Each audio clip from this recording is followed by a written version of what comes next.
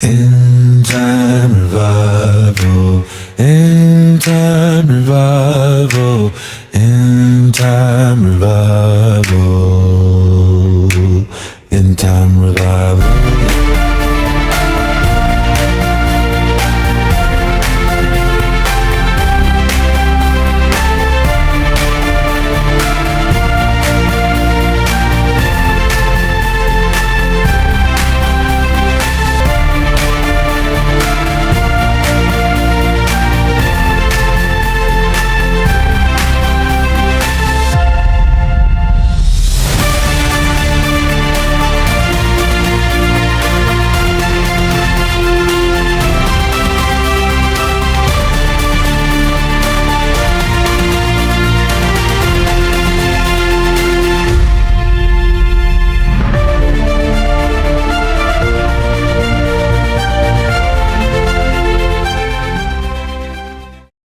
ህልሜ ውስጥ ቀን እየመሰለኝ ገና ጊዜ ከሰዓት 2 ፒኤም አካባቢ ይመስለኝና ወደ ሆነ ቦታ እየሄድኩኝ ገና አይደለም ወይ ሰዓቱ አልመሸማ ገና ነው ወይ ስል አንድ ሰው ምን ይለኛል፣ መሽቷል፣ ሄዷል እኮ ሰዓቱ መሽቷል፣ 6 እኮ ሆነ፣ በቃ ሊጨልም እኮ ነው፣ መሽቷል፣ ኧረ እባክህ ገና ነው እያልኩት መሽቷል እያለኝ ቀና ብዬ ሳይ ጨልምልም ብሎ ያንን ጨለማ ጊዜው እያለቀ እንደሆነ በመንፈሴ ተረዳው።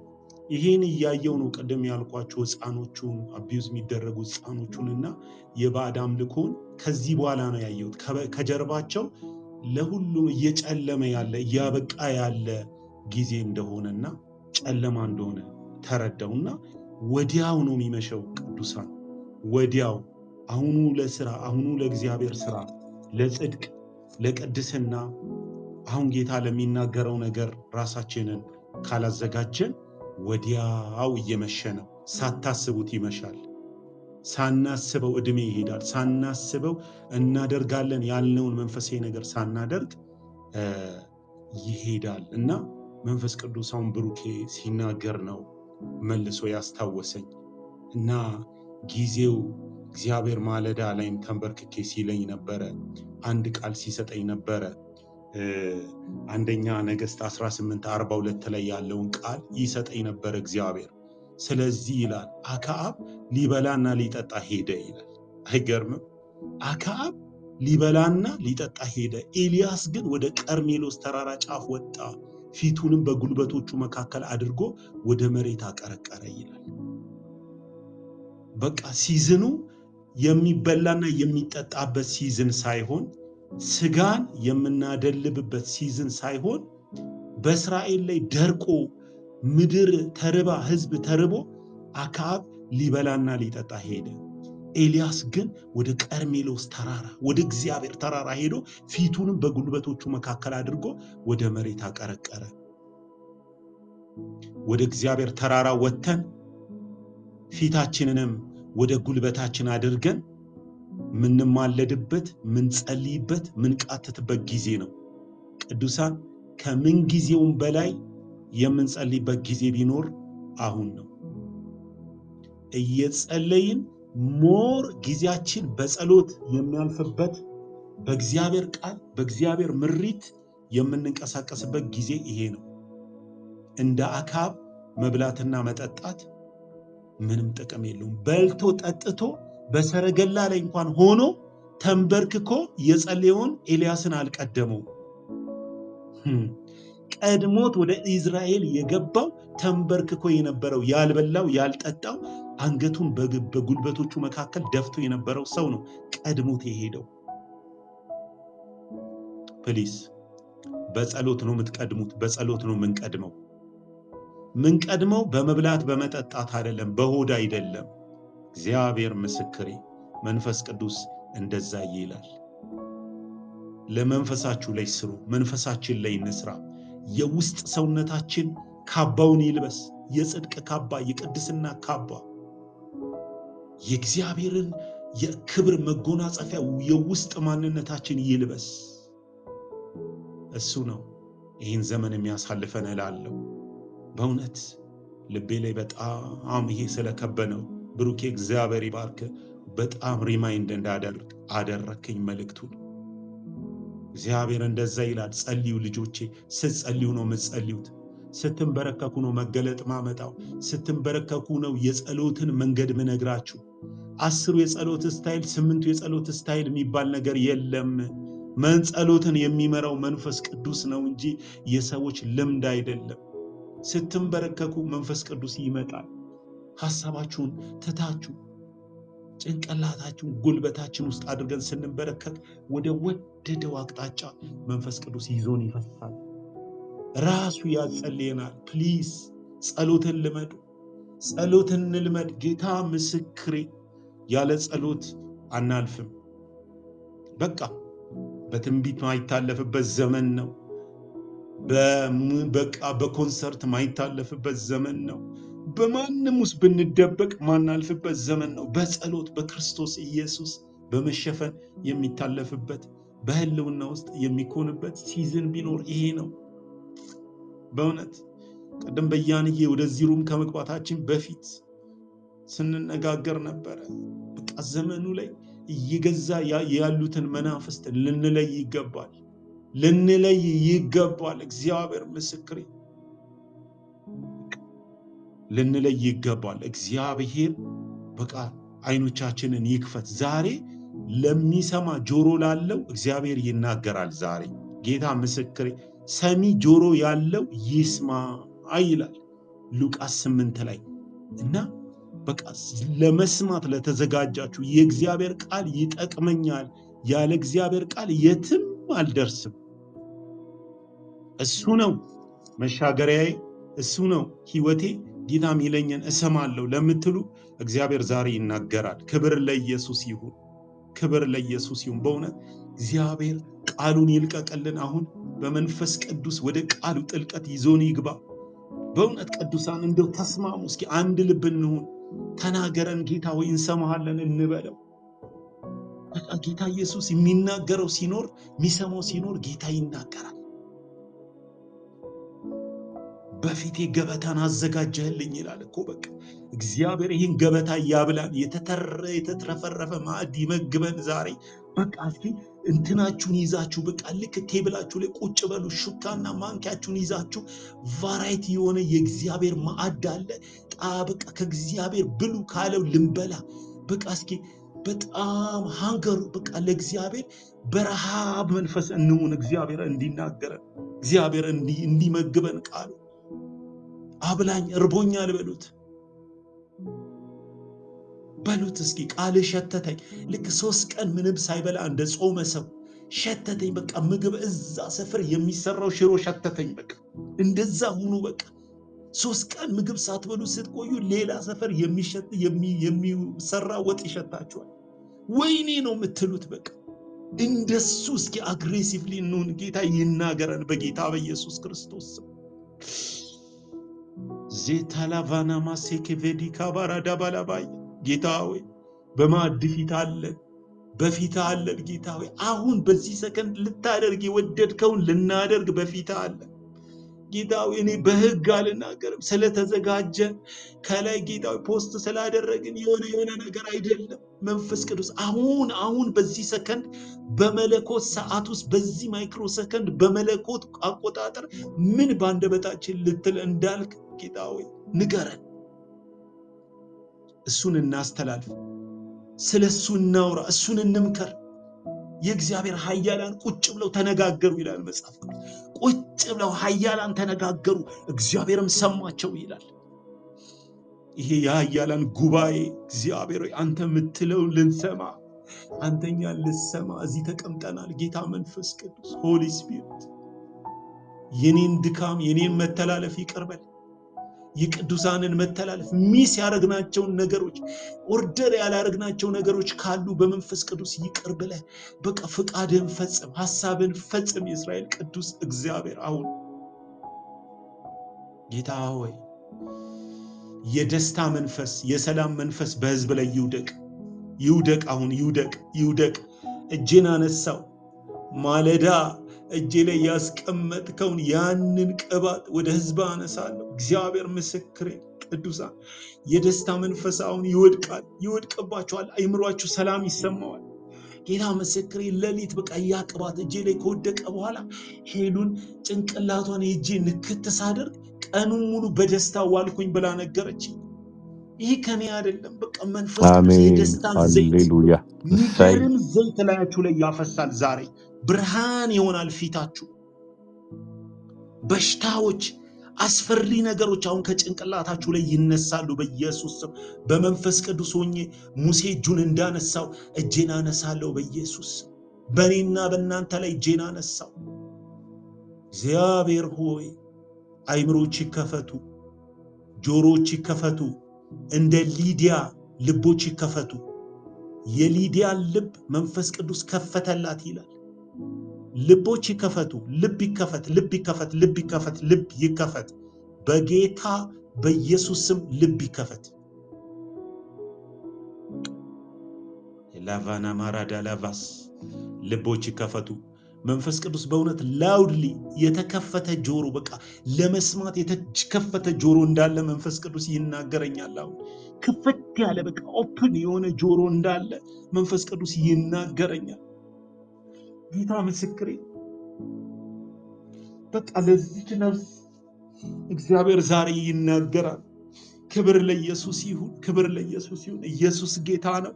ወደ ከበረው ቃል ወደ ከበረው ማዕድ እሄዳለሁ። ኢየሱስ ይባረክ። እሱ ከኛ ጋር ነው። ተባረኩ አለ ጌታ ከኛ ጋር አለ። ቅድም ብሩክዬ ገና ስትጀምር ጌታ አለ ስትል ጌታ መኖሩን አየሁት እዚህ በመካከላችን። ህልውናውን እስነው እስከ ዓለም ፍጻሜ ከእናንተ ጋር ነኝ ያለው ጌታ እንዳለ አየሁት። ሃሌሉያ ኢየሱስ ጌታ ነው። ክብር ለጌታ ይሁን። ቅዱሱን ቃሉን እናገራለሁ በጌታ በኢየሱስ ስም። ባለፈው ሳምንት ሉቃስ 7 መጨረሻ ክፍሎቹን ነበር ያየነው። የዛሬ 15 ቀን ነው። ባለፈው ሳምንት ጌታ በወሰደን በእግዚአብሔር ንፋስ ውስጥ በእግዚአብሔር ማዕበል ውስጥ ሄደን በቃ ጠላትን ስንመታ ነው የነበረው። ስለዛ የተከታተለ ማስተምረውን ነገር አቁሜ በእግዚአብሔር መንፈስ ሳምንት ሄደናል። የ15 ቀን ሉቃስ 7ን እስከ መጨረሻው አይተነው ነበር። ዛሬ ደግሞ በጌታ በኢየሱስ ስም ሉቃስ ምዕራፍ 8ን ከ1 ጀምሮ እስከ 15 ያለውን አነብና መንፈስ ቅዱስ በዚህ ውስጥ ይናገረናል። ቃሉ ይናገረኝ ለሚል በቃሉ ጌታ ይናገራል። ቃሉ ትልቁ መዶሻና ፈውስ እሱ ነው። ቃሉ ላከ፣ ፈወሳቸው፣ ከመከራም ስጋት ሁሉ አዳናቸው። በሁለት አፍ ከተሳለ ስለታም ሰይፍ የበለጠ ነውና ቃሉ። በኢየሱስ ክርስቶስ ስም ይህን ቃል አነባለሁ። እንደዚህ ይላል። በጌታ በኢየሱስ ክርስቶስ ስም አነበዋለሁ። ጌታ ሆይ መገለጥህ ከኛ ጋር አለ። ተባረክ።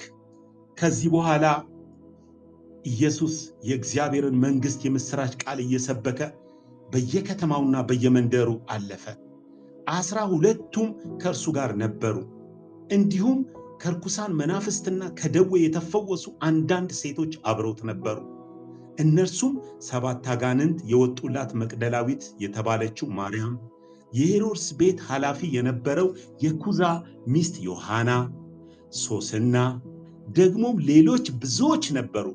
እነዚህም በግል ንብረታቸው የሚያገለግሉት ነበሩ ይልና ከዛ ቁጥር 4 ላይ ብዙ ሕዝብ በአንድነት ተሰብስቦ ሳለ ደግሞም ሰዎች ከተለያዩ ከተሞች ወደ እርሱ በሚጎርፉበት ጊዜ ይህን ምሳሌ እንዲህ ሲል ነገራቸው። አንድ አራሽ ዘሩን ሊዘራ ወጣ። ሲዘራም አንዱን ዘር መንገድ ዳር ወደቀ፣ አንዳንዱ ዘር መንገድ ዳር ወደቀ፣ በእግርም ተረጋገጠ፣ የሰማይ ወፎችም በሉት። አንዳንዱ ዘር በድንጋያማ ቦታ ላይ ወደቀ፣ እንደ በቀለም እርጥበት አልነበረውምና ደረቀ። ሌላውም ዘር ደግሞ እሾህ መካከል ወደቀ፣ እሾሁም አብሮት አደገና አንቆ አስቀረው። ሌላውም ዘር በመልካም መሬት ላይ ወደቀ፣ በበቀለም ጊዜ 100 እጥፍ አፈራ ይልና ይህም ብሎ ሲያበቃም ድምፁን ከፍ አድርጎ ሰሚ ያለው ጆሮ ይስማ አለ። ድምፁን ከፍ አድርጎ ሰሚ ጆሮ ያለው ይስማ አለ። ቁጥር 9 ደቀ መዛሙርቱ የዚህ ምሳሌ ትርጉም ጠየቁት። ንገረን አሉት። እርሱም እንዲህ አለ፣ የእግዚአብሔርን መንግሥት ምስጢር ማወቅ ለእናንተ ተሰጥቷል፣ ለሌሎች ግን በምሳሌ እናገራለሁ። ይኸውም እያዩ ልብ እንዳይሉ እየሰሙም እንዳያስተውሉ ነው። እንግዲህ የምሳሌው ትርጉም ይህ ነው።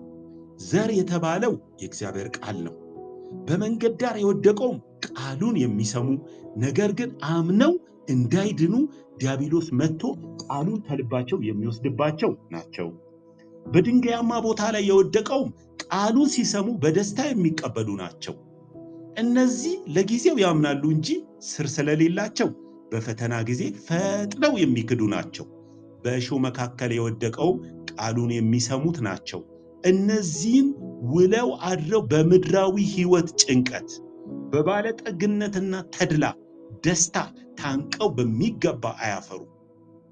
በመልካም መሬት ላይ የወደቀውም ቃሉን በቅን ልቦና በበጎ ልብ ሰምተው የሚጠብቁ ታግሰውን በመጽናት ፍሬ የሚያፈሩ ናቸው አለና ጨረሰ። ክብር ለጌታ። ቃሉ ይሄ ነው። በጥሬው ሲነበብ ቃሉ ይሄ ነው። መንፈስ ቅዱስ ደግሞ ሲያብራራው እንዲህ ነው። በጌታ በኢየሱስ ስም ይሄ ቃል ሮብ ዕለት ከሄሉዬ ጋር ቁጭ ብለን ሆም ሴል ስናደርግ ሰማይ ከላይ ቀጥታ የጌታ ልብ የሰማይ ልብ በመካከላችን ያወረደው ቃል ነው። አሁን ማካፈላችሁ በቤቴ የተወለደ በቤቴ ተጸንሶ በቤቴ የተወለደ ቃል ነው። ምንም አይነት ሜካፕ የሌለው ምንም አይነት የምንም ተጽዕኖ የሌለበት ከሰማይ የመጣ የእግዚአብሔር ቃል ነው። ስሙ ይባረክ። ከዚህ በኋላ ከመጀመሪያ ያለውን ያብራራው ነው በመንፈስ ቅዱስ። ከዚህ በኋላ ኢየሱስ የእግዚአብሔርን መንግሥት የምሥራች ቃል እየሰበከ በየከተማውና በየመንደሩ አለፈ። ያው የኢየሱስ ሥራ የታወቀ ነው። ኢየሱስ በየትም መንገድ በየትም መንደር ሲያልፍ ሊዝናና ሊያወራ የሆነ ነገር ሊያደርግ አይደለም። የእግዚአብሔርን የመንግሥት የምሥራች ቃል እየሰበከ በየከተማውና በየመንደሩ የጌታ ሥራ ይሄ ነው። 12ቱም ከእርሱ ጋር ነበሩ ይልና እንዲሁም ከርኩሳን መናፍስትና ከደዌ የተፈወሱ አንዳንድ ሴቶች አብረውት ነበሩ። ከርኩሳን መናፍስትና ከደዌ የተፈወሱ አንዳንድ ሴቶች አብረውት ነበሩ። እነርሱም ይልና 7 አጋንንት የወጣላት መግደላዊት ማርያም የተባለችው ማርያም፣ የሄሮድስ ቤት ኃላፊ የነበረው የኩዛ ሚስት ዮሐና፣ ሶስና ደግሞ ሌሎች ብዙዎች ነበሩ። እነዚህም በግል ንብረታቸው የሚያገለግሉት ነበሩ ይላል። የሚገርም እኮ ነው። እነዚህ የተጠሩ ሴቶችና ሌሎች ብዙዎች ይላል። በቃ ስለ እነዚህ ሲናገር ከርኩሳን መናፍስት የተፈወሱ፣ ከደዌ የተፈወሱ፣ እግዚአብሔር የረዳቸው፣ ጌታ ኢየሱስ የረዳቸው፣ ጌታ ያገዛቸው እነዚህ እህቶች፣ 7 አጋንንት ደግሞ ስፔሲፊክ የወጣላት መግደላዊት ማርያም የተባለች ከልቧ የተከተለችው እሷም አብራቸዋለች። እነዚህ ሴቶችና ደግሞ ሌላ ስማቸው ያልተጠቀሰ በቃ ኢየሱስን የሚከተሉ እነዚህም በግል ንብረታቸው የሚያገለግሉት ይላል። ደስ አይልም? ጌታ ኢየሱስ በምድር ላይ በነበረበት ጊዜ በተአምራት አይደለም ገንዘብ የሚያገኙት። ኑሯቸውን አገልግሎታቸውን የሚገፉት በተአምራትና በሆነ ሚራክል ሳይሆን ውለታ ተደርጎላቸው ውለታቸውን ባልዘነጉ በእነዚህ ጥቂት እህቶች ገንዘብ ነው ወንጌሉን ኢየሱስ ሲያራምድ የነበረው። በጣም ይገርማል። ውለታ ማይረሱ የተደረገላቸውን ይዘው እልም የማይሉ ለጌታ ጊዜያቸውና ገንዘባቸውን ኢንቨስት የሚያደርጉ። ክብር ለኢየሱስ ይሁን። በጣም የገረመኝ የሄሮድስ ቤት ኃላፊ የነበረው የምትባለው ዮሐና በጣም አስደነቀችኝ። ምንም በቃ የሄሮድስ ቤት ትልቅ ንጉሥ ቤት ያለ የቤቱ ኃላፊ ሚስት ናት። በቃ በምድራዊ ነገር ሲታይ የሆነ ነገር ጎደላት የምትባል ሴት አይደለችም። ነገር ግን ለካ እሷም አጋንንት ነበረባት፣ ለካ እሷም ደዌ ነበረባት፣ ለካ እሷም ክፉ መንፈስ ነበረባት። የሄሮድስ የቤት ሚስት የኩዛ ሚስት መሆኗ እሷን ከነዚህ ከጨለማ ፕሮቴክት ሊጠብቃት የሚችል ነገር አልነበረም። በቃ የተጋለጠች ነበር ለጨለማ ዓለም። እሷ ራሱ ወንጌል ራሱ እሷ ቤት እንዴት ደረሰ ገርሞኛል። ኢየሱስን እንዴት አወቀችው? እንዴት እዚህ ማህበር ውስጥ ገባች? በጣም አስደናቂ ነገር ነው። የኢየሱስ እጅ ሄሮድስ ቤት ይገባል። የኢየሱስ እጅ በቃ የማይገባበት የለም እና እሷም ራሱ መታ ታግዘው ነበር፣ ትደግፈው ነበር። ባላት ነገር ጌታን የምትከተል አንዷ እሷ ነው። ቁጥር 4 ላይ ጌታ ምስክሬ፣ በቃ ይሄ ነው። በዚህ ውስጥ የምትሰሙት መልእክት ይኖራል። ጌታ ምስክሬ፣ የጌታን ቤት አግዙ፣ በገንዘባችሁ አግዙ፣ በጊዜያችሁ አግዙ፣ ባላችሁት ነገር። ወንጌል እንደዚህ ነው። የኢየሱስ ወንጌል እንኳን በዚህ አይነት መንገድ ነው የሄደው። ክብር ለኢየሱስ ይሁን። ቁጥር 4 ላይ ብዙ ሕዝብ በአንድነት ተሰብስቦ ሳለ ይላል። እነዚህ አሉ ደቀ መዛሙርትና እነዚህ ሴቶች አሉ። ቁጥር 4 ላይ ደግሞ ሌላ ብዙ ሕዝብ በአንድነት ተሰብስቦ ሳለ ደግሞም ሰዎች ከተለያዩ ከተሞች ወደ እርሱ በሚጎርፉበት ጊዜ ይህን ምሳሌ እንዲህ ሲል ነገራቸው። በጣም የደነቀኝ እኔ ብዙ አሁን ኢትዮጵያ ውስጥ እንደምናውቀው ብዙ ሕዝብ ሲገኝ ቤተክርስቲያን ውስጥ ትልቅ ኮንፈረንሶች ሲዘጋጁ ትልቅ ሕዝብ ሲሰበሰብ የሚያነቃቁ ስብከቶች፣ የሚያነቃቁ ፈውስ ያላቸው፣ ትንቢት ያላቸው፣ የሆነ መነቃቂያ ያለው ከፍ ቁጭ ብድግ የሚያደርግ ስብከቶች ይሰበካሉ። ብዙ ጊዜ እንደዚህ አይነት ነገር ነው ኮንፈረንሶች ላይ የሚካሄደው። ይሄ ቦታ ኦልሞስት ኮንፈረንስ ነው። ብዙ ሕዝብ በአንድነት ተሰብስቦ ሳለ ይላል ቁጥር 4። ኢየሱስ ግን በዚህ ሰዓት የሚያነቃቃ ወንጌል ሳይሆን መሬት የሚሰድ ለነሱ የሚጠቅም ለህይወታቸው ወሳኝ የሆነ በቃ ሚሻላቸው እያሉ በማስተዋል እንዲሰሙትና ህይወታቸውን እንዲጠቅም የሚያስፈልግ ወንጌል ይሄ ስለሆነ ይሄን መልእክት ይነግራቸው ጀመረ። ፈውስ አገልግሎት እኮ ማገልገል ይችል ነበር በዛ ሰዓት፣ ወይንም የነቢያትን መንፈስ አክቲቬት አድርጎ በሱ ውስጥ ያለውን ማገልገል ይችል ነበር። ግን ቤዚክ ነገር፣ የሚጠቅም ነገር፣ ጉዟቸውን የሚያራምድ ለህይወታቸው የሚሆንን መድኃኒት መስጠት ጀመረ። ዛሬም በመንፈስ ቅዱስ ይሄን መድኃኒት ነው ማካፈላችሁ። ጌታ ምስክሬ፣ እግዚአብሔር ምስክሬ፣ ይሄ የሚሻለን ይሄ ስለሆነ ነው ይሄን ማደርገው።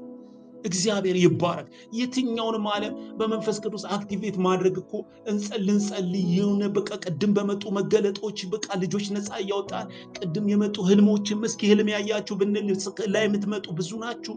በቃ ብዙ ማያያዝ እንችላለን። ግን ይህን ነገር መንፈስ ቅዱስ አሁን ስለፈለገ በዚህ ህዝብ መካከል ይህንን ቃል እንናገራለን። ሰሚ ጆሮ ያለው ይስማ።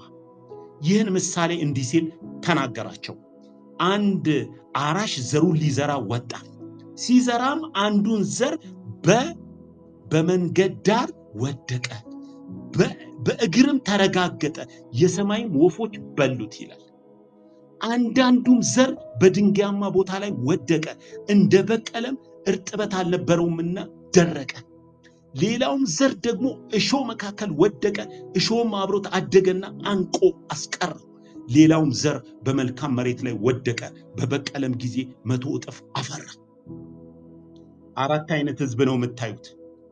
የመጀመሪያዎቹ መንገድ ዳር የወደቀ፣ በመንገድ ዳር የወደቀና የተረጋገጠ የሰማይም ወፎች የበሉት የእግዚአብሔር ቃል ታያላችሁ።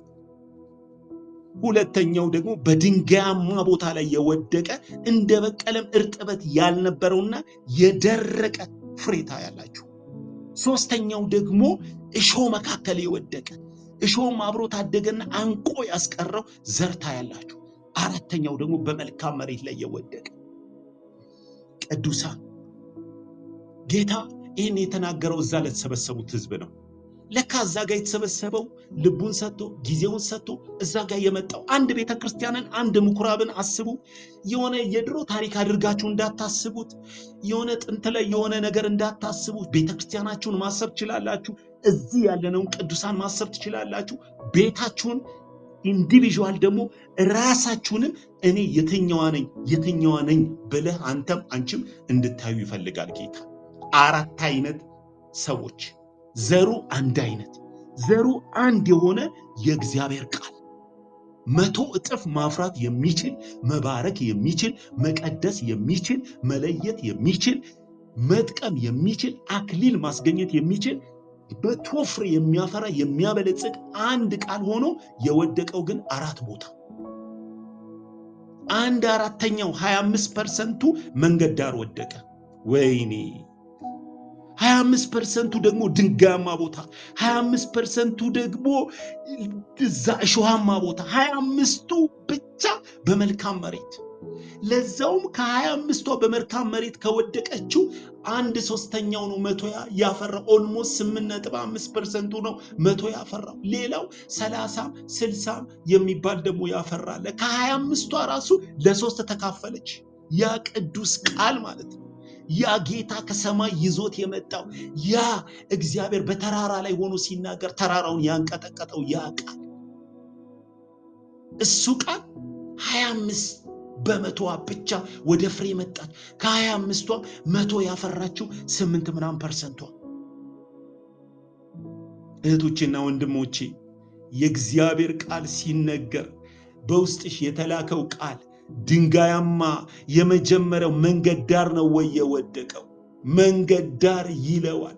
መንገድ ማብቀል አይችልም። መንገድ ሰዎች ሁሉ የሚተላለፉበት ነው። ማንም መጥቶ ሲያልፍ የፈለገውን ነገር ይናገርሻል። እግዚአብሔር ዘሩን ከዘራ በኋላ የጌታ ቃል ልብሽ ጋር ከመጣ በኋላ መንገድ ዳር ላይ ከሆነ ልብሽ መንገድ ላይ ከሆነ ኤኒባዲ መጥቶ ረጋግቶት ይሄዳል። ኢየሱስም ያለው ተረጋገጠ። መንገድ ዳር ስለሆነ ተረጋገጠ። የሰማይ ወፎች በሉት። እረኛ የለውም እዛ ጋር መንገድ ዳር ላይ ገበሬ የለም። ገበሬ እርሻ መሃል ነው ያለው። መንገድ ጋር ዘር ቢዘራ ማንም ነው ቀጥፎ የሚወስደው። ማንም የሰማይ ወፎች ይበሉታል። ሃይ የሚለው የለም። የአንዳንድ ሰው ህይወት ቃሉ እንዲህ ነው። ቃሉን ይሰማል፣ ግን ልቡ መንገድ ላይ ነው። ተጓዥ ነው። ትንሽ ደቂቃ እዚህ ሰምቶ ብድግ ብሎ ሌላ ቦታ ይሄዳል። ሌላ ቦታ ያንን ዘር የሚበላ ደግሞ መልእክት ይሰማል። ቅድም የተዘራውን የሚረጋግጥ መልእክት ይሰማል። አንዱ ደግሞ በቃ ልቡ ገበያ ውስጥ ነው ያለው። በቃ የለም፣ በቃ ተመላላሽ ቦታ ላይ ነው ያለው። ቁጭ ብሎ ቤተክርስቲያን ቁጭ ብሎ እዚህ ጋር ልቡ ግን የሆነ ቦታ ነው። የሰማይ ወፎች ብድግ አድርገው ወዲያው ይወስዱታል። ቅዱሳን ልባችን መንገድ ዳር አይሁን። እግዚአብሔር የተናገራችሁ ቃል እግዚአብሔር ለልባችሁ ያስቀመጠው ፕሮፌሲ በእናንተ የሰራው መለኮታዊ አቅም በእናንተ የተናገረው በእናንተ ያደረገው ታላቅ ስራ መንገድ ላይ ካደረግሽው ማንም ነው መጥቶ የሚወስደው። እግዚአብሔር እንዲያደረገ እግዚአብሔር እንዲያለኝ እግዚአብሔር እንዲተናገረኝ እንዲህ ትንቢት ነግሮኝ ነበረ፣ እንዲህ አይነት እቅድ አለኝ፣ እንዲህ አይነት ፕሮፖዛል አለኝ፣ እንዲህ እንዲያ ስትይ ያ መንገድ ዳር ነው። ማንም ነው መጥቶ የሚረጋግጠው። ቅዱሳን የፈለገ ሰው በራሱ ሐሳብ መጥቶ ይረግጠዋል። በቃ በሌላ ሐሳብ ይረግጠዋል። አረ ይሄማ ያስፈራል እንዳታደርገው ይልሃል። ይሄንማ እንዳትነካው ራእይ እግዚአብሔር ሰጥቶኛል ብለህ ስትነግረው ይረግጥሃል። ይመጣና ቃሉን ይረግጥሃል። መንገድ ዳር ላይ ካስቀመጥከው አረ እንትና እኮ አልተሳካለትም። ፕሮፖዛላችሁን እግዚአብሔር በእናንተ የሰራው መንገድ ላይ አታድርጉት። መንገድ ላይ ፍሬ አያፈራም።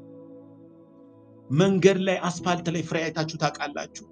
የለም እኮ ዛፉ እንኳን ቢኖር የደረቀ ነው። መንገደኛ ሁሉ ቀጥፎ የሚሄደው ነው። የሰማይ ወፎች በሉት ይላል። የመጀመሪያው ራሳችሁን እንድታዩ ትፈልጋሉ። ይሄ አንደኛው 25%ቱ ካታጎሪ ነው። በቃ ከቅዱሳን መሃል እነዚያውን ስለ አሕዛብ እንዳይመስላችሁ፣ ስለ ራሳችን፣ ስለዚሁ ስለ ቤታችን፣ ስለ ልባችን ነው የምንሰማው። የእውነት መነግራችሁ አራቱም ውስጥ ሁላችንም አለንበት። እኔ እዚህ ውስጥ የለውም እንዳትሉ።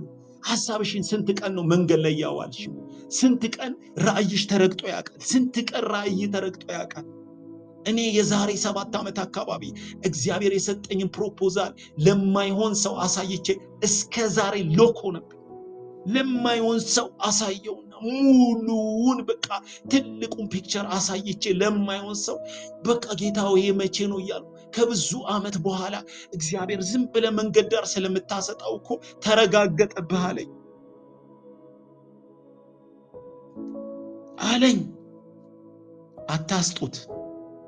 አታስጡት። መንገድ ላይ አይሁን። የእግዚአብሔር ዘር ክቡር ነው። የእግዚአብሔር ዘር ሁለተኛው ደግሞ አንዳንዱ ዘር በድንጋያማ ቦታ ላይ ወደቀ፣ እንደ በቀለም እርጥበት አልነበረውምና ደረቀ። ይሄ ያልተዘጋጀ ሰው ነው። ኢሞሽናል የሆነ ሰው ነው።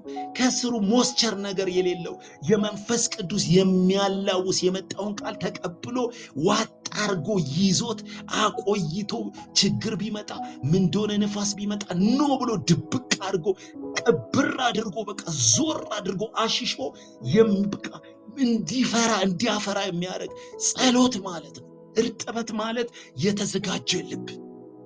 ይህ መልእክት ይመለከተኛል የሚል ልብ። ድንጋይ ካደረግነው አይመለከተኝም ማለት ነው። ማድረቅ ማለት ነው። እርጥበት የለውም፣ በቃ ይወድቃል፣ ወዲያውኑ ይደርቃል። ብዙ ጊዜ እንዲሆነን እናውቃለን። እንዲያውቀዋለሁ እሱ እንዴት እንዲሰብካል። ስብከቱን ራሱ እኔ ሰብኬዋለሁ ይሄን ስብከት እንላለን። ይሄን ስብከት እኔ በሆነ አሻሽ እየሰብከዋለሁ ስንል ልባችን ድንጋያማ ሆነ ማለት እኮ ነው። መጥቶ በቃ አይሰራም ማለት ነው። የእግዚአብሔር ቃል እኛ ውስጥ ሊሰራ አይችልም ማለት ነው። በቃ ተንሸራቶ ወዲያው በቃ ድንጋይ ላይ የበቀለ ነገር አይታችሁ ታውቃላችሁ? ሚድል ኢስት አሁን ጸጥ ያለ በረሃ ሩቅ ነው የምታዩት። ምንም የበቀለ ነገር የለም። ድንጋያማ ነው ቦታው፣ ሮኪ ነው። በቃ ድንጋይ ቦታ ላይ እንደዚህ አይነት ነገር አይበቅልም። ይሄ ስለ ልብ ነው የሚያወራው። ልባችን የተከፈተ እንዲሆን፣ ልባችን የሆነች አስደንጋጭ ነገር ስትመጣ ዘሩን ወዲያው ማይወረውር። ወይ ቅድም የሰማው ዘር ታዲያ የእግዚአብሔር ቃል የታለ የሰራው በልቤ እንዲህ ብሎ የነበረ ቅድም ነብዩ ቅድም ገብቼ ሲጸለይ እንዲህ ነበረ፣ አሁን ይሄ ለምን መጣብኝ ማለት ነው። ድንጋያማ ልብ ወዲያው ችግር ሲመጣ አለ ጌታ ሲያብራራው፣ በድንጋያማ ቦታ ላይ የወደቀው ቃሉን ሲሰሙ በደስታ የሚቀበሉ ናቸው። እነዚህ ለጊዜው ያምናሉ እንጂ ስር ስለሌላቸው በፈተና ጊዜ ፈጥነው የሚክዱ ናቸው። ቃሉን ማቆየትም አይችሉ። እዚህ ውስጥም አለንበት። ስንት ጊዜ ነው የተነገረኝ ሌላ የሆነብኝ ሌላ ያልንበት ጊዜ። ያንን ዘር ንቅል አድርገን ሊበቅል ያለውን ዘር ከልባችን አውጥተን ለሰይጣን የሰጠን። ጌታ ያለኝ እንዲህ ነበረ፣ እኔ ግን እንዲሆንኩ ብለን ቁጭ ብለን በጉባኤ መሃል ምናማው፣ በልባችን ምናማው። ያ ማለት እኮ ወጥቶ በቃ ድንጋይ ሊያሰጣ ነው ማለት ነው። ደረቀ ማለት ነው። ፍሬ የለውም። የደረቀ ነገር ፍሬ የለውም። ኢየሱስ ለሕዝቡ ነው ይሄን የሚናገረው። ሶስተኛው ደግሞ ቁጥር 7 ላይ ሌላው ዘር ደግሞ እሾህ መካከል ወደቀ፣ እሾህም አብሮ ታደገና አንቆ አስቀረው ይላል። ሁለት ልብ ነው ይሄ። በዚህ ጋር ህይወት አለ፣ በዚህ ጋር ኑሮ፣ የምድር ሐሳብ፣ የምድር ውጣ ውረድ ሲያብራራው ቅድም ጌታ ኢየሱስ እዛ ጋር በእሾህ መካከል የወደቀውን ቃሉን የሚሰሙ ናቸው። እነዚህም ውለው አድረው በምድራዊ ህይወት ጭንቀት፣ በባለጠግነትና ተድላ ደስታ ታንቀው በሚገባ አያፈሩም ማለት። እንደዚህ አይነት ሰው በሁለት ልብ የሚያነክስ ሰው ሌላንም እሾህንም በዚህ የሚያሳድግ በዚህ ደግሞ ቃሉንም የሚያሳድግ፣ ኧረ ባሌ፣ ኧረ ልጆቼ፣ ኧረ እንትኔ በቃ እዚህ ጋር መውጊያውንም እያጠጣ የእግዚአብሔርንም ቃል እያጠጣ የሚኖር ሰው መቼም ፍሬ ሊያፈራ አይችልም። ጌታ ነው ያለው። ሌላውም ዘር ደግሞ በቃ ሌላውም ዘር ደግሞ እሾህ መካከል ወደቀ፣ እሾህም አብሮት አደገ እና አንቆ አስቀረው። ምንም ሁለት ነገር ይዘሽ ፍሬ አታፈሪም። ዘመን ያልቃል፣ ህይወት ያልቃል እንጂ። በእውነት ጌታ ምስክሬ፣ ጥሪ ያላችሁ ሰዎች፣ እግዚአብሔርን ለማገልገል የምትፈልጉ እሾሃችሁን አሁኑ ንቀሉት። ዝናን ይዞ በጎን እግዚአብሔርን ማገልገል አይቻልም። ለክብር እየኖሩ በጎን ማገልገል አይቻልም። ለስም እየኖሩ በጎን ደግሞ የእግዚአብሔርን ቃል ማፍራት አይቻልም። እሾሁም አብሮ አደገና አነቀው ይላል ቃሉ። እሾሁ እንደውም ሲያድግ ለእሾሁ ብዙ ኢንቨስት ስለምናደርግ ሞር የሚያድገው እሾሁ ነው። ለዛ ነው አነቀው የሚለው፣ በለጠውና አነቀው። ረጅሙ ጊዜ እሾህ ላይ ኢንቨስት የምናደርገው ነው። ብዙ ሰዎች በድብቅ ነው እኔ ማድገው፣ ተደብቄ ነው ስራዬን እንትኔን እያረው ይሄ የምፈልገው ነው። ጓደኞቼ መሃል ብዙ ሰው እስኪ ዝና ዓለም ውስጥ ያሉ ሰዎች አንድ ቀን ፍሬ ሲያፈሩ አታዩም። እዛም ሆነው እዚህ ቸርችም ተደብቀው እየመጡ እንዲህ ያሉ ውስጡን ነው የሚሄደው የሚሉ ሰዎች መጨረሻቸው እሾህ ነው የሚያንቃቸው። ሲያፈሩ አታዩ። አርዶ የተከተለ ነው ፍሬያማ። አርዶ የተከተለ እሱ እሾሁን ያረደ እሱ ፍሬ ያፈራል። እሱ መጎናጸፊያ የሱ ይሆናል። ስለኔ የሚል እናትና አባቱን የማይተው ስለኔ ስለ ወንጌል ብሎ ዓለምን አትርፋችሁ ነፍሳችሁን ብታጎድሉ ምን ይጠቅማል? ቅዱሳን እሾህ የሆነብን ነገር ዛሬ እንዲነቀል ነው መጸለየው። ሶስተኛው ካታጎሪ ነው። ቃሉን ይወዳሉ፣ ቃሉንም ያጠጡታል። እዚህ ጋር ደግሞ እሾሁንም መናጠጣ እኔንም ይጨምራል። እኔ ስንት እሾህ አለኝ። ልወጣ ስል እንቅም ያደረጉኝ ወጣው ስቲ በቃ ልጸልይ ስቲ ሚያንቁሽ። እስኪ በዚህ ሳምንት ጾም ጸሎት ስቲ ሚያንቅሽ ነገር፣ ስራሽ ያንቅሻል፣ ባልሽ ያንቅሻል፣ ልጆች ያንቁሻል። ቆይ ኔክስት እኔ ሺህ ጊዜ ብዬ አውቃለሁ። ጓደኞቼ ለእኔ እሾሆቼ ናቸው። ልክ ጾም ጸሎት ሲጀምር ይደውሉልኛል። በቃ ዲስኮኔክት ያደርጉኛል ከዛ ዓለም። እሾሆቼ መውጊያዎቼ ናቸው። ተራምጄ ፍሬ ማፍራት እንዳልችል ብዙ እሾሆች አሉ በህይወታችን። የለም እኔን አይመለከተኝም አትበሉ። እግዚአብሔር ምስክሬ ስለሚመለከተን ነው የሚናገረው። ጌታ ስለተመለከታቸው ደቀ መዛሙርቱንም ስለሚመለከት ነው ይሄን ያወራው። እሾህ ምንድነው? ምንድነው እሾህሽ? ዝና ነው? ክብር ነው? ይሄ ሲነካ ማን ያልነቃነቀ የምንልበት እሾሆችን በኢየሱስ ስም እግዚአብሔር እንዲነቀል ዛሬ እንጸልያለን።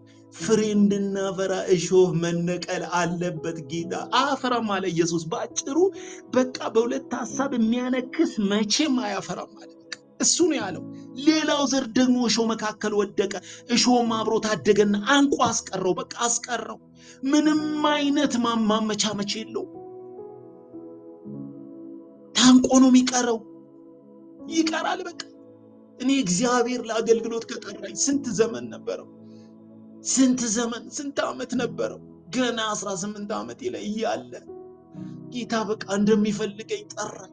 ስራ ስል፣ ትምህርቱ ስል፣ እዛ ስል፣ ጓደኛ ስል፣ ምን ስል እሾሆቼ እንቅ አርገው ዘመኔን ያ በጣም ማርቭለስ የሆነውን ማንም እዛም እዚህም እየበረርኩ የምሰማበትን ጊዜን እንቅ አድርገው ያዙት። ማራመድ አልቻሉኝም። እያላችሁ የምትወጉ መውጊያ እሾህ ያላችሁ ሰዎች ዛሬ እንነቅለዋለን በመንፈስ ቅዱስ ኃይል። መንገዱ ይሄ ብቻ ስለሆነ ነው። የኢየሱስ መንገድ ብቸኛና አንድ ብቻ ነው። በቃ እሾሆችን እግዚአብሔር ይነቅላል ዛሬ። አሜን አሜን። ጌታ ምስክሬ ሁላችንንም አድሬስ ያደርጋል። የመጨረሻውና አራተኛው ሌላውም ዘር በመልካም መሬት ላይ ወደቀ፣ በቀለ፣ 100 እጥፍም አፈራ ይላል። መልካም መሬት ላይ ለቃሉ ልቡ ታርሶ ታርሞ በቃ ሬዲ የሆነ የገበሬ መሬት፣ ባለቤት ያለው መሬት። ገበሬው አባቴ ነው ያለው ኢየሱስ። አባቴ ገበሬው ነው፣ እኔም የወይን ግንድ ነኝ ያለው። በቃ ኃላፊነት የሚወስድ የተዘጋጀ መሬት ላይ እቀበለዋለሁ ቃሉ። ዛሬ ቸርች መሄደው ቃል ልሰማ ነው። ቃል እሰማለሁ፣ ቃሉ ልቤ ውስጥ ይቀበራል፣ ቃሉ ፍሬ ያፈራል። እታገሳለሁ፣ ፍሬ ሲያፈራ አርመዋለሁ፣ እኮተኩተዋለሁ፣ በትዕግስት እጠብቃለሁ፣ ፍሬውን ደግሞ 100 እጥፍ እበላለሁ። ዛሬ ቃል ነው የምፈልገው ብሎ ቸርች መሄድ ማን ነው? እዚህ ሩም ውስጥ ቃል ነው ዛሬ የምፈልገው። እቻ አጭሯ የዛሬ መጽናኛን ሳይሆን በቃ ፍሬ የሚያፈራ ውስጥ የሚቀበር ቃል ያለው አይሞትም የሚለው ቃሉ ለዘላለም በሰማይ ይኖራል የሚለውን ያመነ ማን ነው?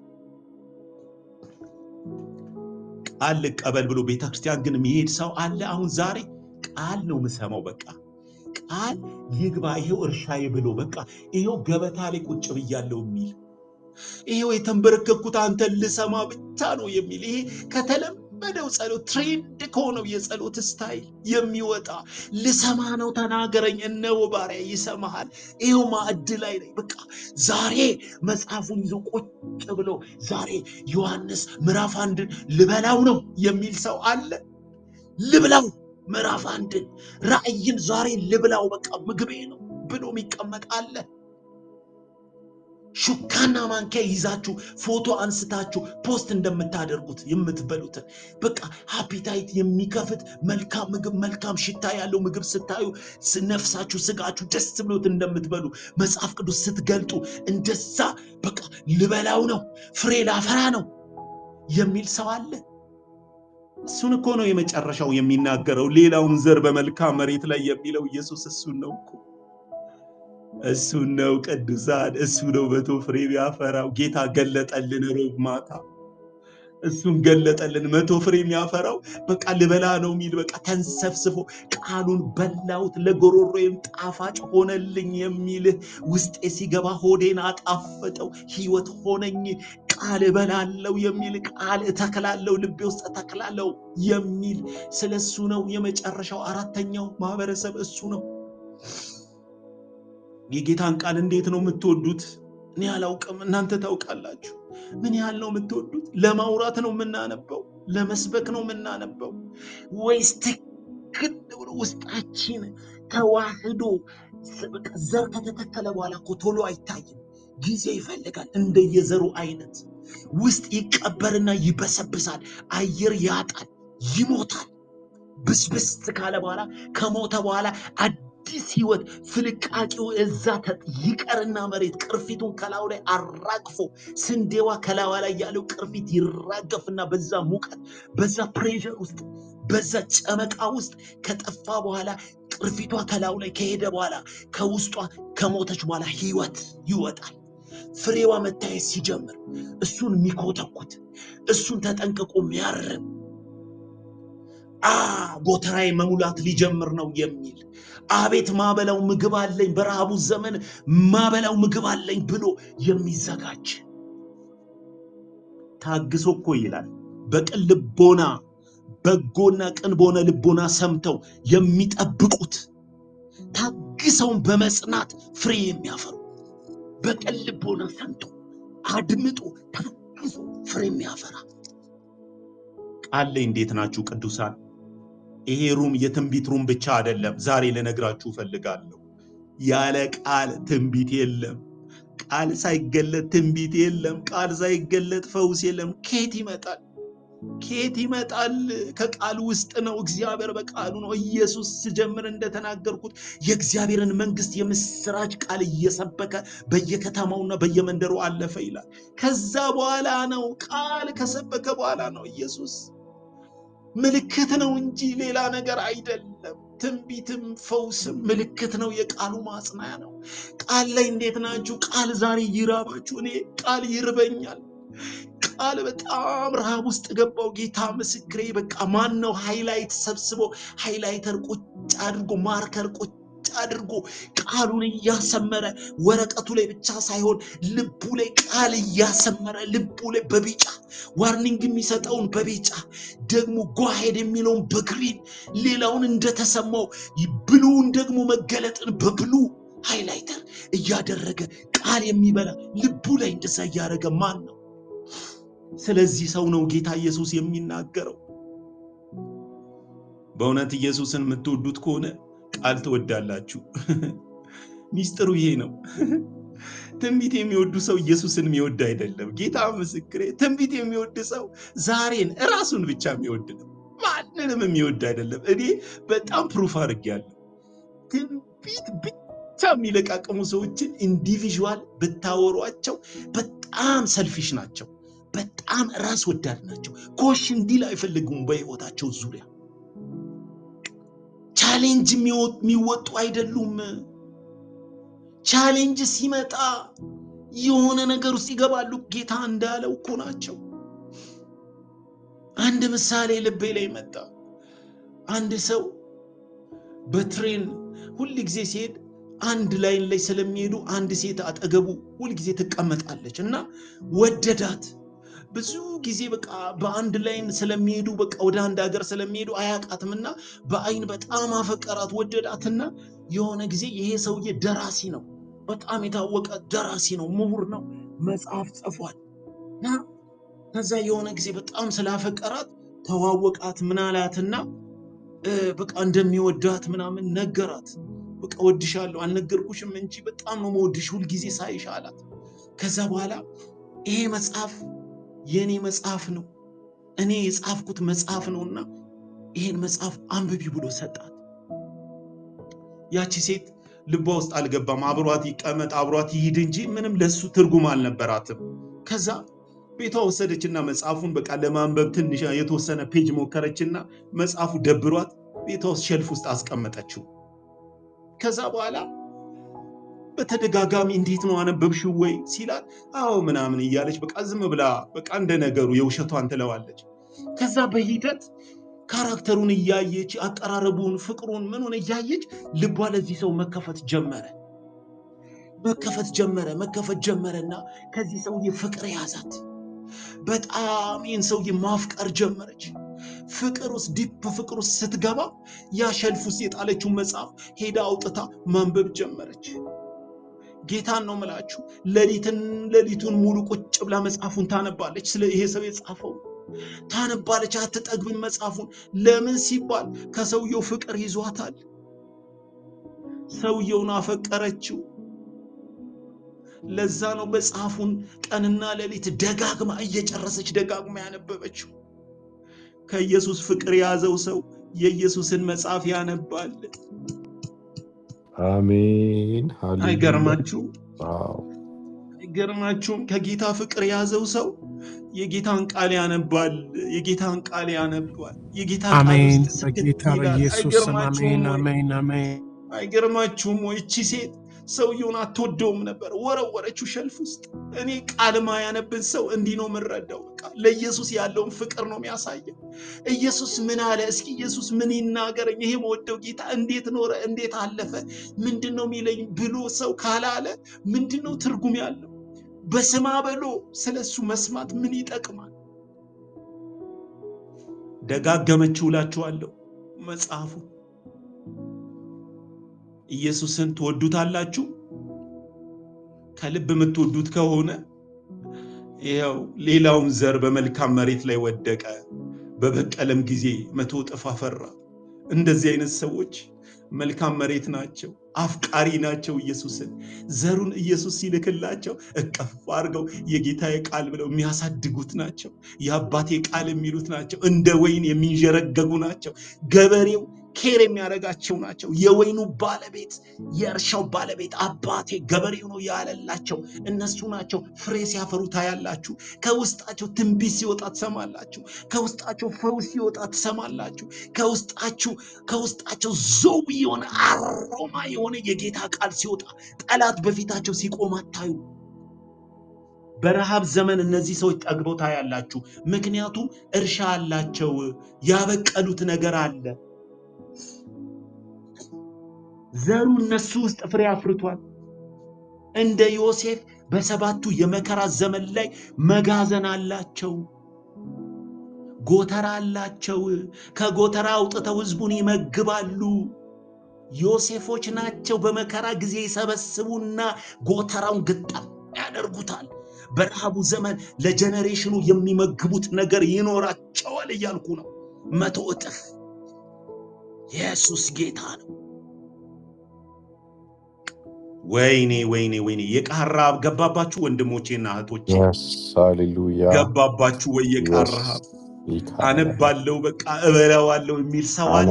እስኪ እንደው ዛሬ ማታ 3 ምዕራፍ እበላለሁ፣ ነገ በቃ እንደ ነገሩ ሳይሆን ውስጤ ዘር በቃ ፍሬ እንዲያመፈራ ነው የምበላው፣ እንዲተከል ነው የምበላው የሚል በመከራ ጊዜ በቃ ቃሉን በልቡ የሚሰውር አንተን እንዳልበድል ቃልህን በልቤ ሰወርኩ አለ ዳዊት። የዳዊት ስኬቱ የእግዚአብሔር ቃል ነው ወንድሞቼና እህቶቼ። እንዳልበድል ልበድል ስል ቃል ከውስጤ ይወጣና በቃ ይጠብቀኛል አለ። ያለ ቃል እንዴት እግዚአብሔር ይናገረናል? ትንቢት ያለ ቃል እንዴት ይመጣል? ፈውስ በቃል ውስጥ ይመጣል። መገለጥ እኮ የምንናገረው በቃል ውስጥ ያሉ ሰዎችን እኮ እያመጣልን ነው። ትንቢቱ ራሱ የሚመጣው በቃ በቃሉ ውስጥ ነው። እኔ እንደዛ ነው የሚመጣልኝ። ኤልያስ ብሎ በኤልያስ መንፈስ ከተና በዛ ነው ላይኑ ቃሉ ውስጥ ነው ያለው። ፕሮፌቲክ ዓለም ራሱ ሂሊንግ ዓለም ራሱ ቅድም በያነ እየተናገረ ተነሽ እያለ ሲጸልይላት አልተነሳችም፣ እጇን ይዞ አስነሳት የሚለውን ቃል እኮ ውስጡ ስላለ ነው መንፈስ ቅዱስ ያመጣለን። ሙታን እንኳን የተነሱት ቃል ሲመጣ ነው። እጇን ያዘና አስነሳት የሚለውን ስላነበበ እኮ ነው። ጌታ በምን ይናገረን ወንድሞቼና እህቶቼ? በምን ቋንቋ ያውራን? ቋንቋ እኮ አጣለኔና ለእናንተ። በእውነት ሰሞኑን በእውነት እዚህ ኢትዮጵያ ላይ አንድ ታዋቂ ዩቲዩበር እዚህ ምድር ላይ መጥቶ ነበረና ታዋቂ ነው በጣም።